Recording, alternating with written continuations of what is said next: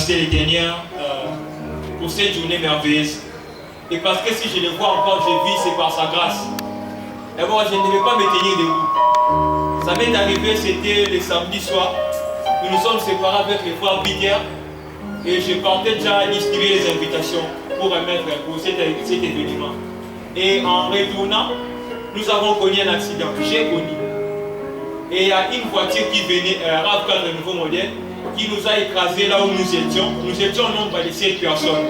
Et pendant qu'on était au nombre de 7 personnes, la voiture venait tellement en vitesse et ça nous emportait et ça nous a écrasés. Et quand ça nous a écrasés, nous sommes tombés vers la terre. Et quand je me relève, je cherche le téléphone, c'était vraiment très difficile. Donc je n'arrivais même pas à me tenir debout. J'arrive là où c'était la propriétaire de la voiture. Dommage, elle était déjà partie. Et Dieu tellement qu'il est bon, il est merveilleux et il nous fait aussi grâce. Et quand je me suis relevé, je suis allé vite à l'hôpital. On m'a transporté à Saint-Joseph. Et nous étions au nombre de 7. Et parmi les 7, il y avait 6 mamans et moi j'étais le seul garçon. Et parmi les 7 garçons que j'étais, Dieu m'a fait grâce. Que je puisse me promener aujourd'hui, si je peux me tenir debout. Yes. Et parmi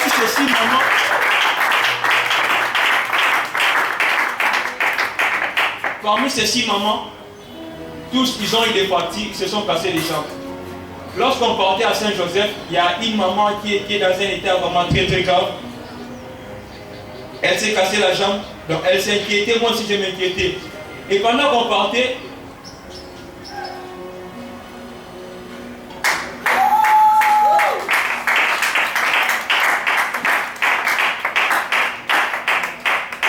pendant qu'on s'est promené, donc c'était plus moi, je n'avais plus ce souci-là. Je m'inquiétais maintenant pour elle. Je commençais à interceller pour elle, je commençais à prier pour elle. Donc je ne regardais plus mon cas. Parce que déjà Dieu m'avait déjà fait une grâce particulière. Et j'ai continué toujours à interceller pour elle. Et jusqu'au dernier point,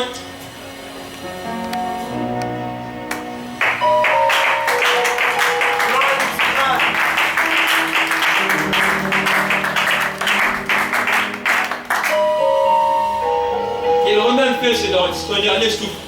Et grâce à mes prières que j'ai intercédées, elle a repris vie. On est arrivé à Saint-Joseph et je me sentais même pas je me sentais dans un état critique. On a téléphoné à la maison et quand nous sommes arrivés, on a précipité la maman et moi je suis entré à la salle d'urgence, on a fait les opérations, tout s'est bien passé.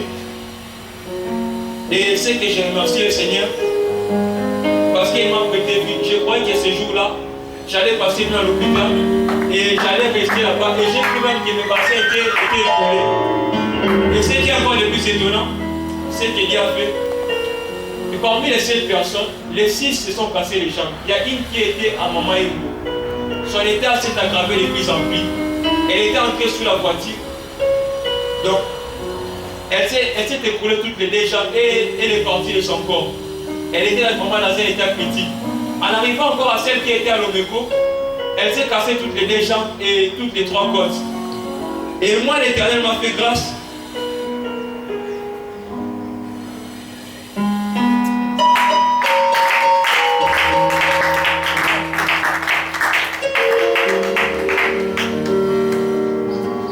Parmi tous ceux-là, donc, j'étais le seul, je peux dire survivant, à se tenir debout et à proclamer aussi les bienfaits de l'Éternel. Parce que nombreux on était avec eux, sont dans des cas graves, sont dans des comas, se sont cassés les jambes. Mais moi, Dieu m'a rappelé les jambes comme une mission accomplie. C'est pour cela, je tiens à les témoigner. Merci.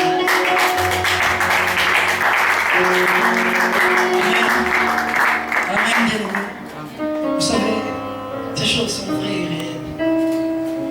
Dieu protège réellement. Avant que cet homme puisse faire l'accident, on a passé des mois